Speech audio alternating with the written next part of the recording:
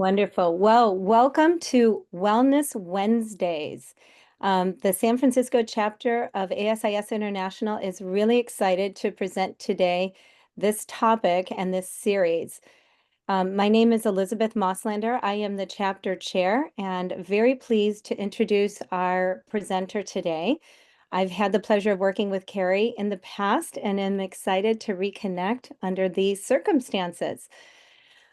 So, Carrie Ehrlich is a former commercial real estate executive turned national board certified health and wellness coach. Before founding her company, Transform Wellness, Carrie spent more than 20 years in corporate America navigating demanding roles in commercial real estate and engineering, often working in partnership with corporate security teams. That's where I came in. After a series of personal and professional turning points, she was inspired to make a major career shift. She founded Transform Wellness, a health and wellness coaching firm dedicated to helping clients create sustainable, healthy lifestyles through an integrated and holistic approach.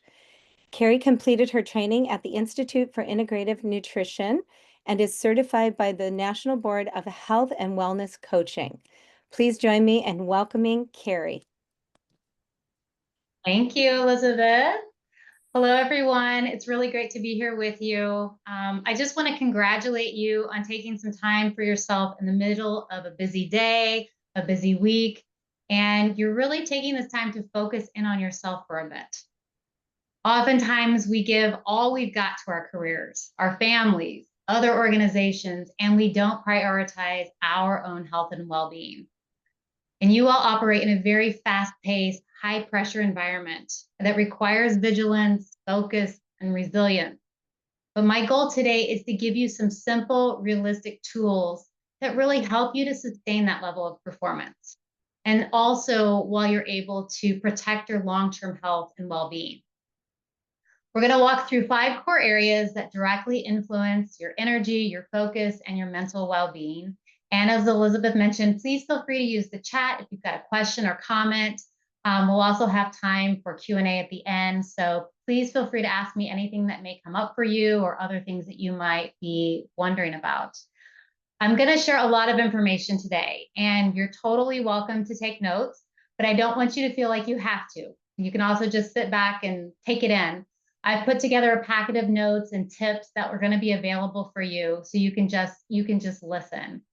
And I want you to remember that this is the first of 3 webinars for the Wellness Wednesday series. Coming up on October 29th, we're going to dive really deeply into stress, the silent sabotager, and we're going to talk about how we can really avoid the burnout aspect of that. We're going to touch on it a little bit today, but on the 29th, we're going to go a lot deeper.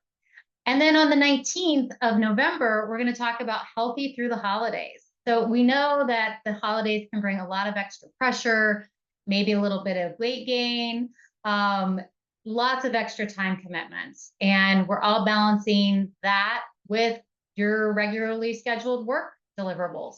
So this is a really great session that's going to equip you to have some intentionality around how you show up for the holiday season for 2025. So really encourage you to be at that as well. For all of these sessions, I'm going to be providing a link to you to download the resource guide. So that's the QR code that's on the screen right now. Elizabeth is also going to be putting that in the chat that you can go to the direct link.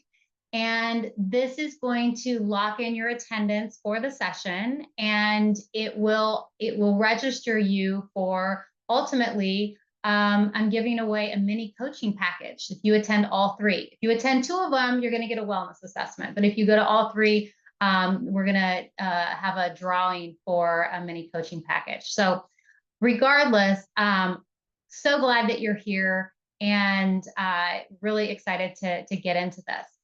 Before we dive in, I do need to state a disclaimer.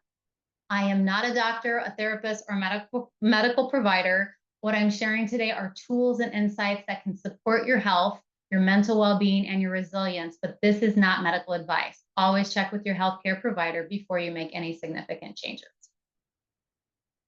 All right, so I want to share a little bit of my story, how I went from commercial real estate and engineering into health and wellness coaching, because it kind of seems like an odd jump probably, but I think a bit of my story will resonate with a lot of you. I spent over 20 years in the corporate world, big companies, big clients, big expectations. I love fast pace and the adrenaline rush of always being on, but I didn't realize what that was actually doing to my health in the process. I had very much a work hard, play hard lifestyle. I traveled a lot, had 150 nights in Marriott every year. I had rich business dinners, little sleep, frozen meals when I got home. I didn't prioritize the gym. I justified skipping my workouts because I had work to do. I was constantly wired. I would wake up in the middle of the night and have a racing mind, thinking through everything that I hadn't gotten to yet. I often struggled with feelings of being overwhelmed by just how much I had on my plate. And honestly, stress was just a regular part of my life. It was kind of like this shadow thing that was just always there, present. And I didn't really think too much about it because it had pretty much just been there for so long. It was just part of me. But I didn't realize that all of that was that I was quietly burning out.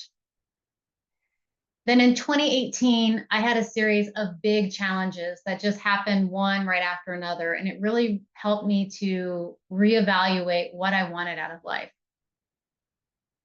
Then I had some health problems. And with this kind of wanting to find a new direction for my life, as well as these health problems, I actually started meeting with a health coach who helped me connect the dots of how my lifestyle was actually impacting my health.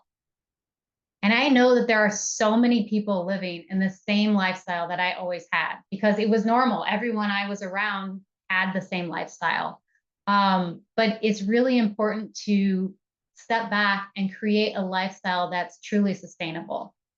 And so that's when it crystallized for me. And I decided to make that big career shift, leave corporate America, and become a health coach to help other high performing professionals. And so today I help high performing professionals and organizations build healthier, more sustainable lifestyles, focusing in on realistic changes that fit within the demands of a high performance career. And when I talk about wellness, I'm not just talking about diet and exercise, as a lot of times we think of.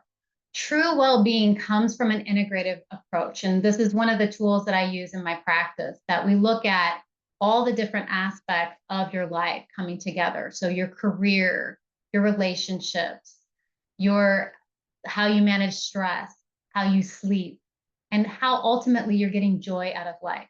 And all of these areas interact. Hey, And Carrie, real so, quick. yeah, Sorry to interrupt, really quick. I'm not seeing your presentation. Can I ask real quick on the participants? Are you seeing the presentation up behind her? Thumbs up if you are. I just want to confirm. Okay, fantastic. Want to confirm. Thank you. seeing it? Okay, okay, great. All Okay, good. great. Well, that would be bad. Well, Right? so let's talk. Yeah, yeah, exactly. So, what exactly is health coaching? A lot of people aren't familiar with it, and I certainly wasn't in the height of my career. And so, simply put, a health coach helps to bridge the gap between what you want to do and what actually happens in your day-to-day life. So, there's something about having time on the calendar where you're going to show up for yourself, similar to what you've done today, that even in the midst of all the other busyness that happens, you're going to show up for that meeting with your health coach, and you're going to be focusing in on internally. We work together to create lifestyle habits that are realistic and sustainable for you to continue to progress in that healthy lifestyle. One of my favorite things to say is, I'm your Switzerland. I'm your neutral, supportive partner that is not your best friend and is not your spouse, but someone that you can build history with and talk through some of the things that are frightening to you, or some of the struggles that you have that you don't want to look bad maybe in someone else's eyes, or have the bias that someone else may bring in, but you're in a safe space where we can unpack that. And ultimately, I help you shift from reacting to just the next item on your calendar so that you're living a more purposeful and a strategic way that really aligns with what matters most to you. So, as we think about thriving for life and creating a lifestyle that boosts longevity and mental clarity, it's important to get clear on why that's even important to us. So, I want you to think right now, what is your why? Why does thriving even matter to you? Why do you want to boost longevity? What do you want your health to allow you to do, both now and into the future? So I'd love for you to drop your thoughts into the chat of maybe what's one of your whys? Of course, only if you feel comfortable.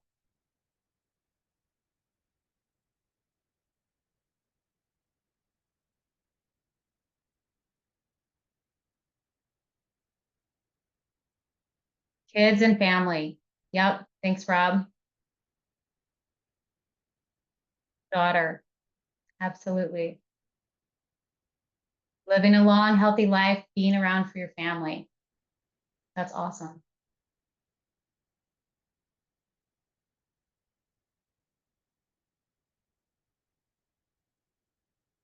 Well, I want you to keep those items in the forefront of your mind as we talk through this today, because sometimes making changes in our life is hard. But when we really think about something bigger than just the next thing on our calendar of why we're going about it, why we want to be healthy for the long haul, it helps us to continue on when things get tough of making new choices for our lives. Thanks, Carrie, for sharing as well.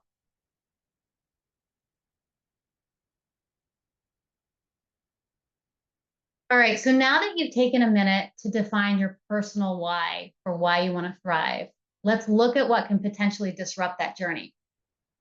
When we think about the biggest threats to our health, these are the ones that shorten our life expectancy and reduce our quality of life.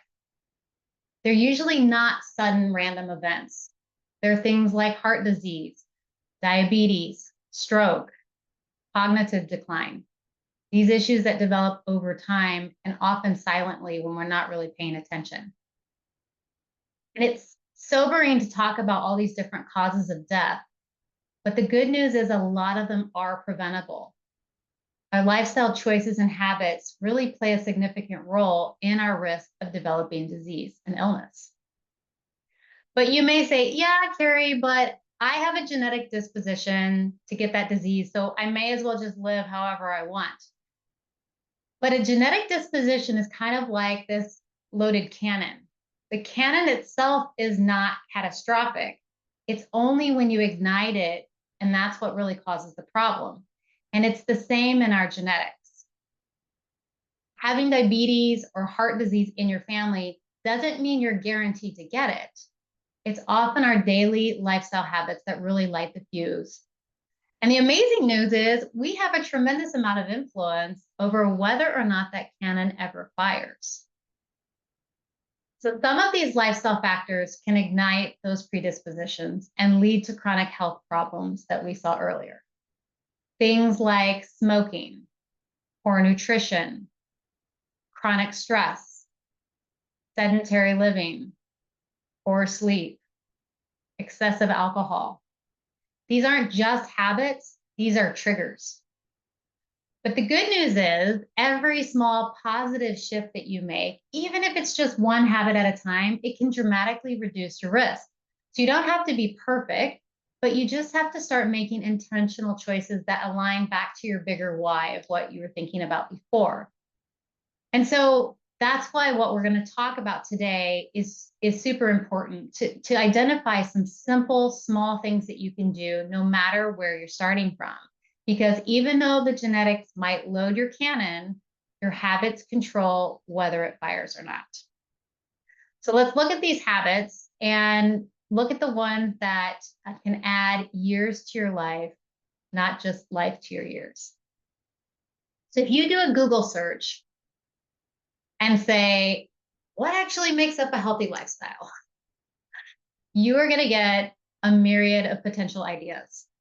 But they really boil down to these 5 core areas: how you eat, how you move your body, how you sleep, how you manage stress, and how you connect with others. These are the foundations for thriving. Not about chasing perfection, just the small, meaningful choices that stack up over time. So let's step through these. All right, so the standard American diet, which the acronym is SAD or SAD, which I find incredibly ironic, is filled with foods that are heavily processed. They're loaded with chemicals that our bodies were never designed to handle. They've got extra sugar, extra salt that are hiding everywhere, and even in foods that are deemed healthy. Highly processed foods aren't just stripped of nutrients. They're actually designed to be addictive. They're created in labs to light up pleasure centers in our brains and to keep us reaching for more. Many of these foods that we put into our body, it creates a state of chronic inflammation. And inflammation is kind of like a slow, silent fire that's just burning in your system day after day. So think of contributors as sugary drinks, snack foods, heavily processed meat, fast food. And most people don't realize how much damage this way of eating causes over time because we just think, oh, I'm just having a small amount. Oh, just one more cookie. Or, oh, I don't have time. I'm just going to hit the drive-through. It's not just about the weight gain that we get from these types of foods, but it's really starting to set the stage for serious health problems like diabetes, heart disease, strokes, cognitive decline. So what happens when your diet is high in this added sugar and unhealthy fats and processed ingredients is that your blood sugar actually spikes and then it crashes. So it's that up and then down. And that constant movement of up and down is stressing your body and your brain. Your cholesterol and your triglycerides climb. Plaque begins to build up in your arteries, sets the stage for heart disease. Chronic inflammation damages not only your heart and your blood vessels, but also your brain. And this is what raises our risk of anxiety, depression, and memory problems over time. So the standard American diet is not just shortening your lifespan, but it's robbing us of the vitality to actually feel emotionally resilient or have greater focus and avoid that brain fog. But the good news is small shifts can make a difference. And you're going to hear me say this repeatedly. That's probably the thing you're going to hear that's going to stick with you from this is all of these take just small little tweaks over time, and that will have the bigger difference in your life.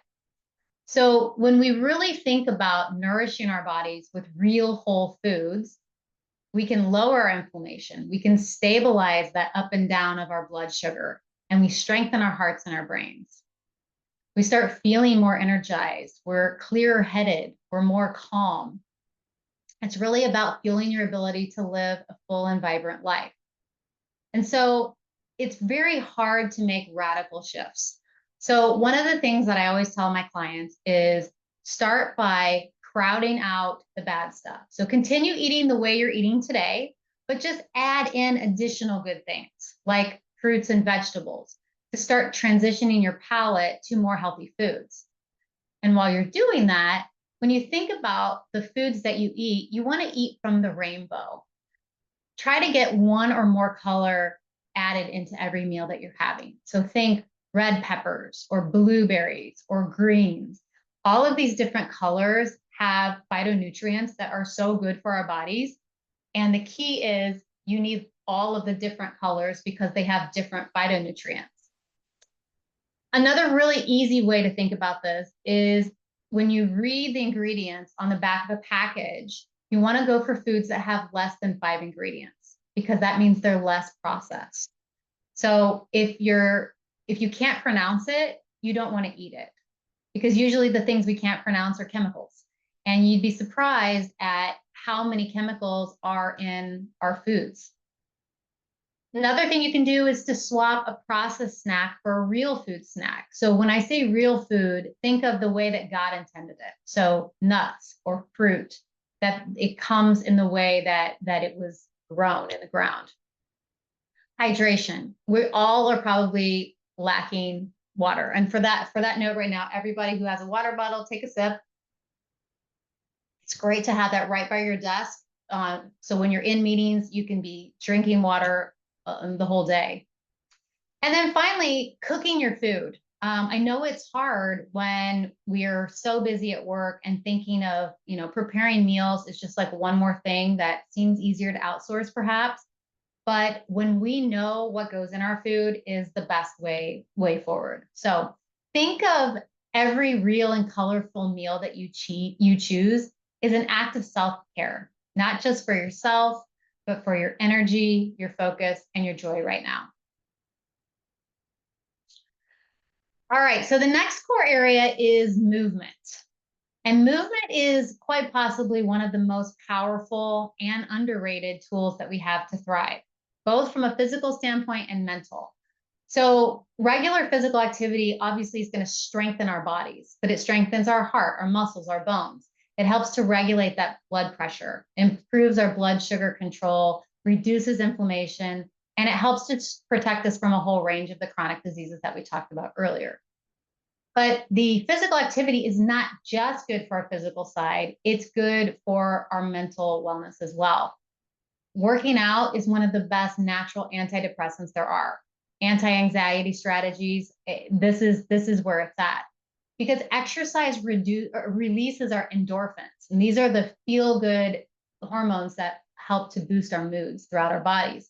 And so when that happens, it helps us to sharpen our focus, it reduces our stress, it helps to promote better sleep, and then all of those things combined help to amplify your emotional resilience. And so it really allows you to think better, feel better, and live longer by having movement.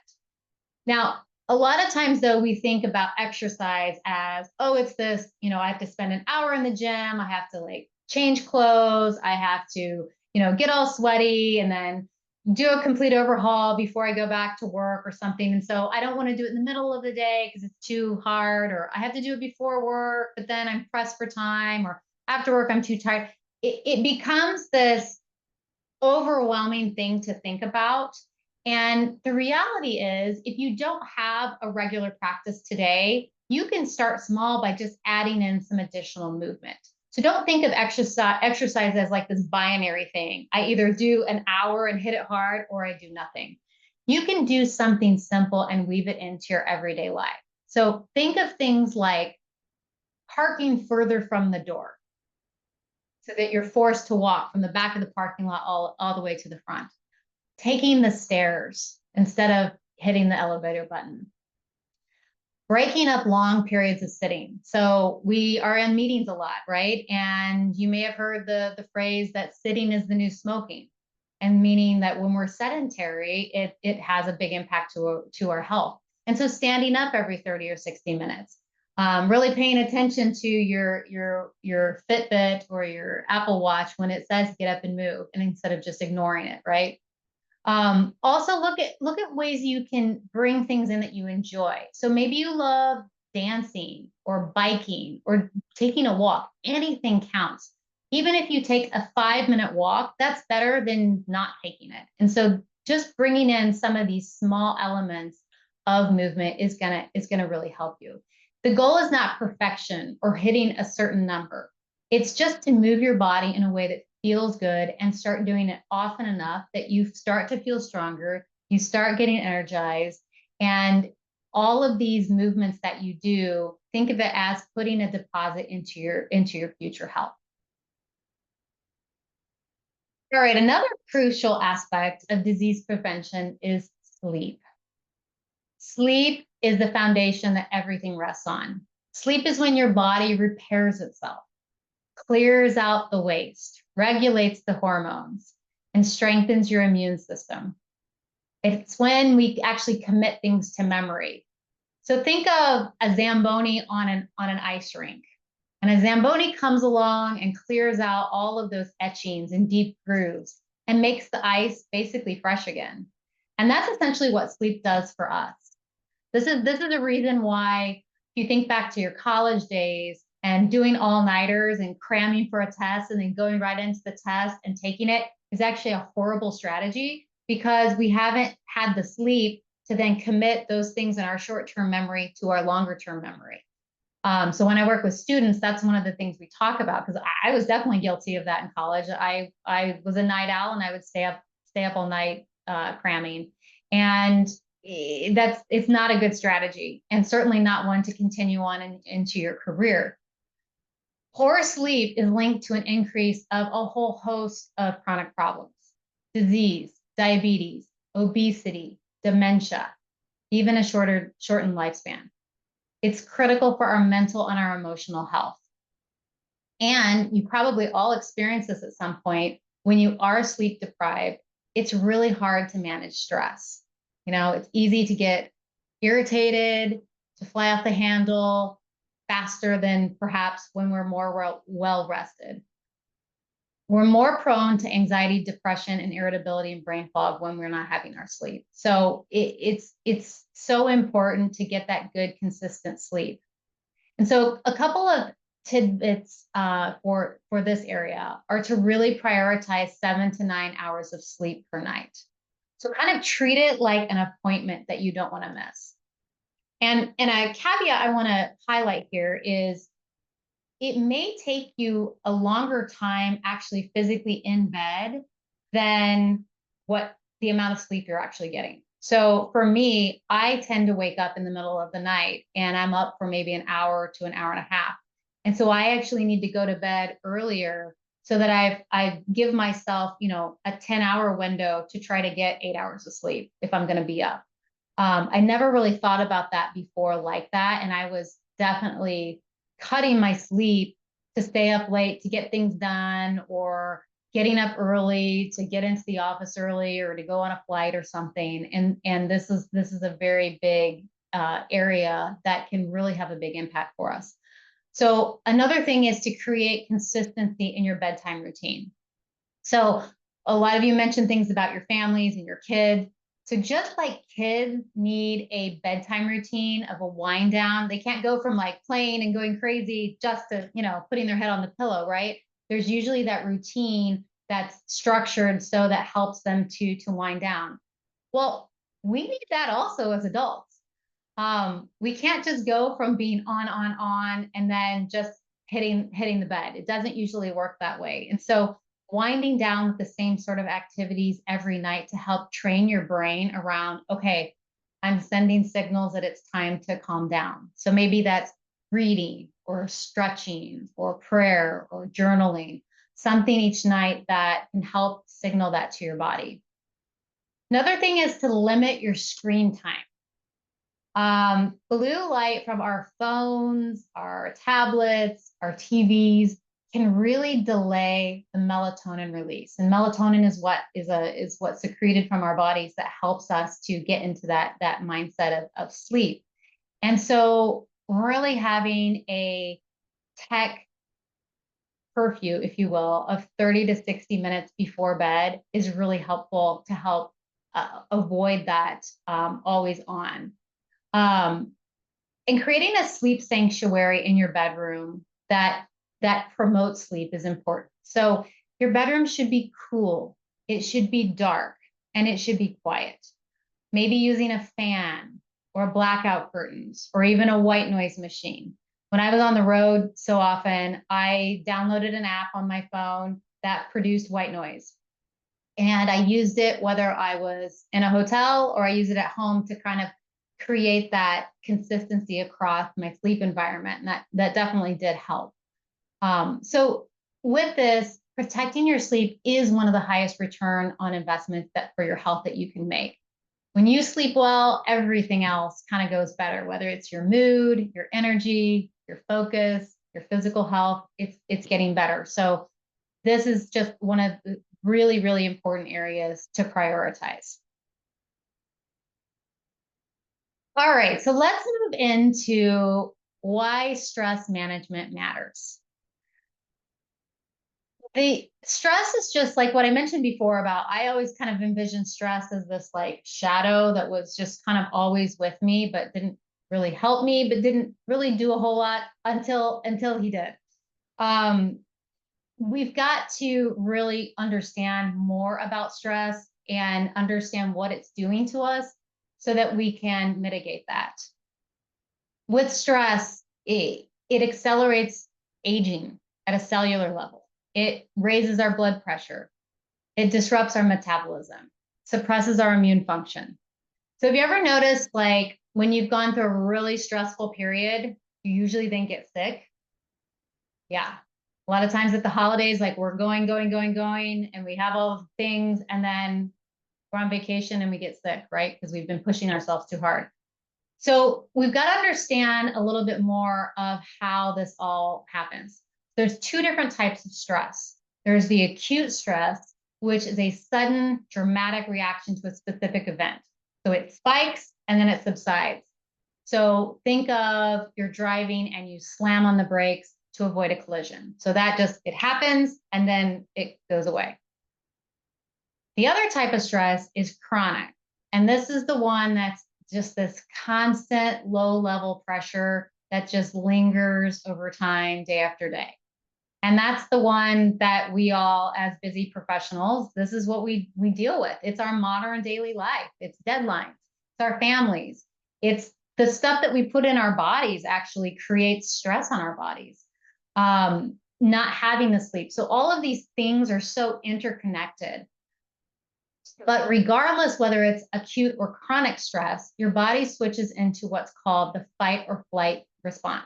So I'm sure many of you have heard about this before. It's the ancient survival mechanism that was designed to protect us from, running from a wild animal.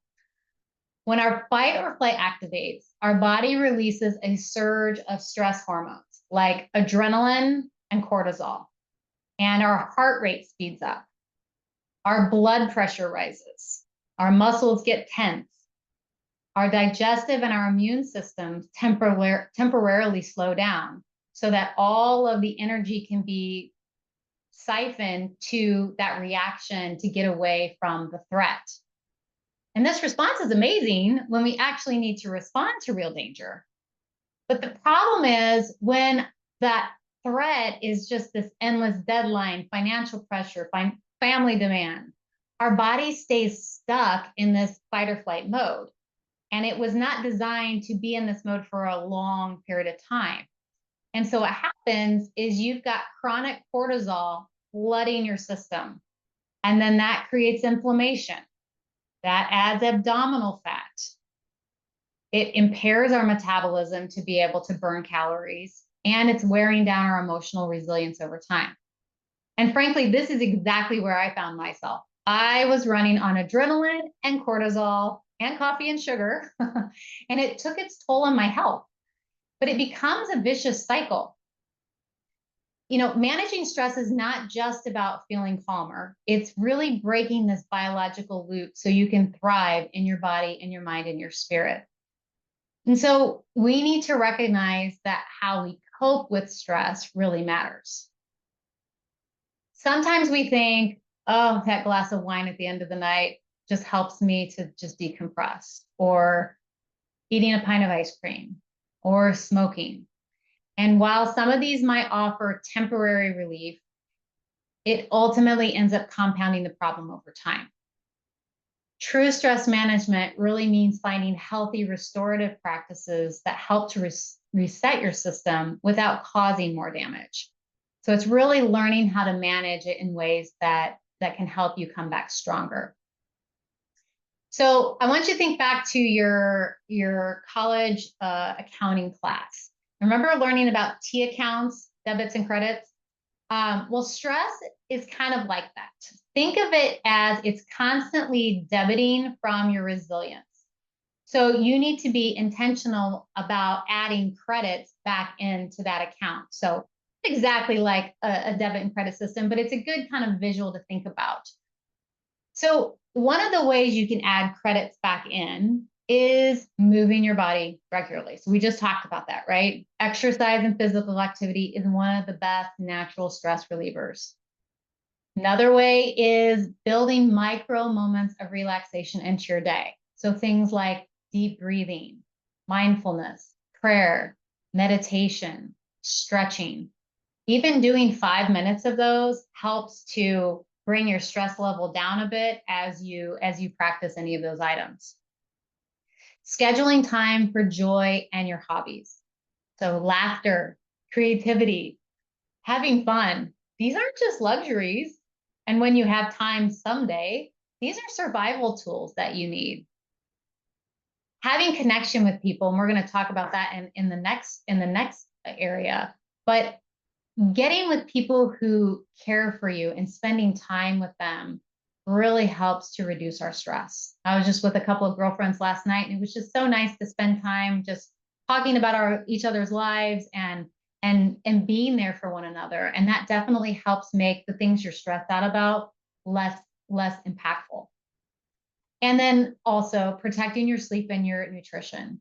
So taking care of your basic needs really helps to manage that stress as well. So again, it's this mixed up, think of a bowl of spaghetti, how all of these things impact each other. And it's like what we learn on an airplane. We need to put on our own oxygen mask first before we help those around us, because you can't pour from an empty cup. Stress is an unfortunate part of life, but thriving is about how we recover from it. So every deep breath, every walk, every boundary you set is an act of self-care that's going to help build your resilience and protects your future health.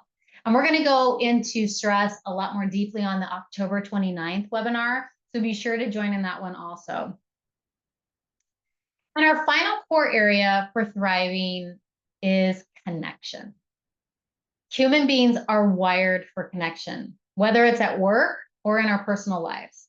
It's super well documented that high trust, high connection teams are more innovative, productive, and resilient under pressure. And from a health and longevity standpoint, connection is one of the most powerful predictors of long, healthy lives. There's a very famous Harvard study on human happiness that followed people over 80 years. And the number one factor that predicted both physical health and satisfaction in life wasn't their diet or their income or their exercise. It was the quality of their relationships. People who feel more connected were healthier. They lived longer and they were better able to manage life's ups and downs. From a mental health perspective, connection is one of the strongest buffers against our anxiety, our burnout, our depression. And why is this, you might wonder? Well, when we feel seen, supported, and valued, both at home and at work, we show up differently. We're more engaged, more creative, and more equipped to handle stress. Thriving for life is not just about surviving deadlines. It's about thriving with people around you in every part of life. But a lot of times we just say, well, we don't really have time. We are so busy in our lives that we just can't spend time with people or invest in those relationships. And it doesn't have to be complicated, but you do need to be intentional. So a few tips of how you can work on this is to prioritize the quality over quantity. So having deep relationships with a few people rather than trying to be connected to everyone is one of those ways. Or making time for real connections, even while you're at work. So don't eat alone, have lunch with someone. Take a few minutes to genuinely check in with your team members, grab coffee together, do something beyond just project updates or staff meetings. And practice presence. So when you are meeting or talking with someone, put away the distractions like your phone, really listen, especially when that time with your kids, you really want to be present with them and so that they feel like they're the only person with you at that moment. And then giving and receiving support. Offer encouragement to others, acknowledge efforts, celebrate wins. Connection is built in these small moments. So even though it's an often overlooked area of thriving, connection is super important. Every conversation that we have, every small act of support, every moment that we're present really strengthens not just our relationships, but our ability to succeed and innovate and grow together. So we've covered a lot of ground today, and you may be feeling a little overwhelmed. You may be wondering, gosh, where do I even begin? Or maybe you're realizing that you're doing great in some parts, but others could use a little attention.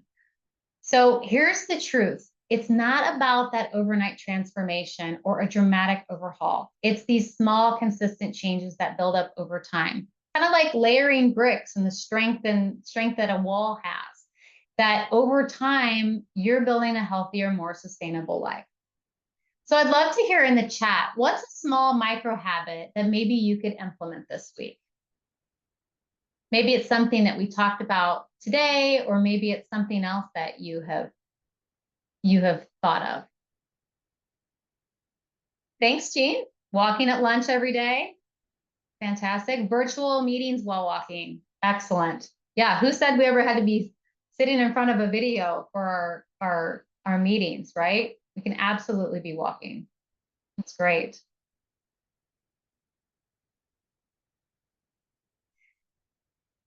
Checking in with loved ones more frequently. Yes, that's fantastic. Making that a priority. That's wonderful. But even though you don't need to do a major overhaul, you do need a plan, and you might need a little support. And this is where health coaching may be a good option for you. So how does it actually work? Well, we'll explore your vision for optimal health and well-being and what that means for you, because it's different for everybody. We'll create goals that you want to achieve during the program. You'll receive support and accountability that will really help you gain progress toward the things that you're wanting to work on. And during the session, this is where I'm holding space for you. We'll discuss topics that are top of your mind, and we'll go over the progress of your goals.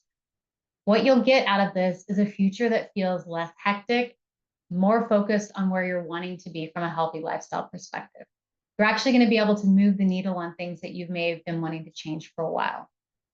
And so a bonus for ACES members and non-members alike, guests who are on the call today, I will be adding a free session to any 3-month program that is purchased before December 31st.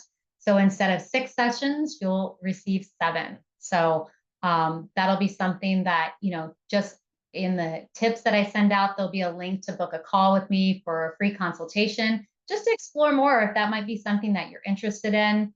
And I will honor that bonus for ACES folks who are on the call. So just wanted to remind you to scan the QR code so to record your attendance in the challenge, and you'll be able to get the resource guide from today's call. And also please mark your calendars for the upcoming webinars that we've got on October 29th and November 19th. And remember, if you attend all 3 of them, I'm giving away a mini coaching package. So I'm really excited to partner with somebody who is really committed to their health. And this will be a great way for you to get introduced to what it's like. So all in all, I hope this has given you some things to think about and some quick ideas to readily set your course to thrive in life. Thanks so much for being here today and investing in your health, both physically and mentally. And if something that we talked about sparks something for you, I'd love to keep the conversation going. So feel free to reach out. And at this time, I'd love to open it up to any comments, questions, and we can go from there.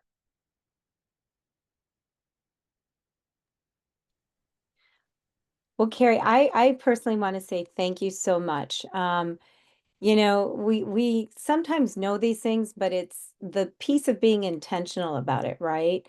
And the ability to kind of sit back and reflect on things that you're saying have brought to light a lot of things for me personally. Pregnant pauses are good sometimes in corporate America, where you have to just kind of sit back and reassess. Is this the right thing for me now? And then, of course, taking that time that we need to just kind of decompress. It was definitely an aha moment for me about 2 years ago to be able to step back from corporate America and say, okay, how do I get myself in the right space to do the right thing for me and my family? And so I really enjoyed these tips that you've provided us. I definitely am incorporating a couple of these instantaneously to my lifestyle. So I just personally want to say thank you so much. I'm really looking forward to the next two sessions as well.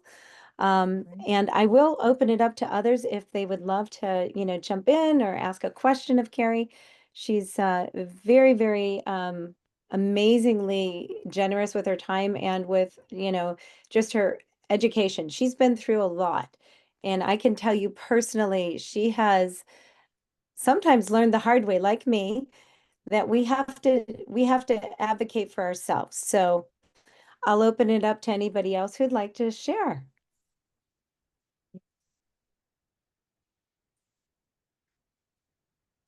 Oh, hope Don't I feel haven't shy. muted It's okay. everybody. Well, I'm hoping I haven't muted everybody, but I may have. Uh, Hopefully everybody can unmute if they want. Um, all right, well, I don't see anything coming through. So I do want to thank everyone who's participated today. I'll be sending out a recap with the link again to connect with Carrie. And I hope to see all of you on the next session, which will be October 29th. And thank you so much, Carrie, again, for your generosity and sharing your wealth of knowledge. Thank you so much for having me. It was wonderful to be here. Thank you.